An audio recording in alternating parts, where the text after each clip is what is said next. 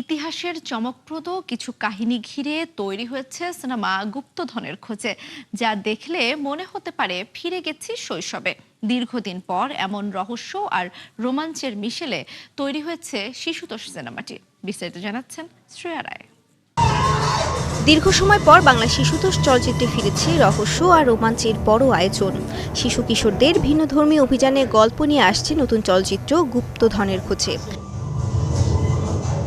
4 কিশোর কিশোরী এতে অভিনয় করেছে। রয়েছে উৎস, আয়ান, অতসী ও তুর্য।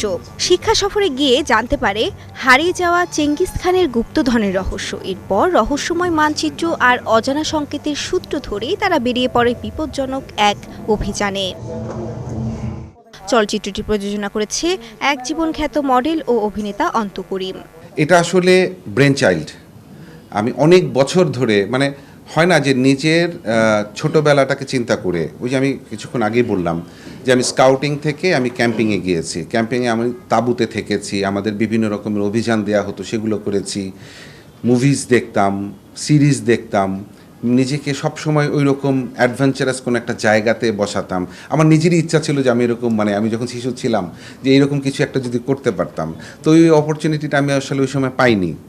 আমি না পাওয়ার কারণে প্রতিনিয়ত এই জিনিসটা নিয়ে ভাবতাম এটা কি করা যায়, এরকম একটা ঘটনা ঘটবে, এই ঘটনার মাধ্যমে কিছু শিশু যাবে, হারিয়ে যাবে, তাদের ক্ষুধা লাগবে, খাবার শেষ হয়ে যাবে, বিভিন্ন রকমের সিকোয়েন্স চিন্তা করতাম। সিনেমাটিতে আরও অভিনয় করেছে অমর তনয় ফিরান, সৌহার্দ্য চৌধুরী, জায়ান মোহাম্মদ রুয়াইফি, তানাহি শামস নাওমি, তন্ময় ফিরহান সহ লাখ সুপারস্টার 2025-এর নুসরাত আফরিন ইউমানা, মনিরুল ইসলাম, নিশোক তারেক আজিজ সহ আরও অনেকে। চলচ্চিত্রটির গল্প লিখেছেন অন্ত করিম, চিত্রনাট্য করেছেন নিজাম ইউ খান, রাইসুল ইসলাম অনিক ও শহীদুর রহমান। পরিচালনায় রয়েছেন তরুণ নির্মাতা রাইসুল ইসলাম অনিক। আমাদের পুরো জেনারেশনের এই চর্চাটাই নাই যে বাচ্চাদের নিয়ে গল্প করব, বাচ্চাদের নিয়ে সিনেমা বানাবো। তো আমরা যখনই একটা অভিযানের গল্প বলতে যাই তখনই অ্যাডাল্টেশন সাবজেক্ট চলে আসে। অ্যাডাল্টেশন মিনস হচ্ছে ম্যাচিউর অভিযানের গল্প, বা হচ্ছে আমরা হলিউডে যেরকম দেখি, বলিউডে যেরকম দেখি যে হ্যাভি সাসপেন্স, হ্যাভি রোমাঞ্চকর মুহূর্ত। হ্যাঁ, তো আমার কথা এবং অন্তু ভাইয়ের কথা ছিল যে বাচ্চাদের সাইকোলজি তো আসলে ওই জায়গায় না যে এত ইন্টেন্স সাসপেন্স নিবে আর কি।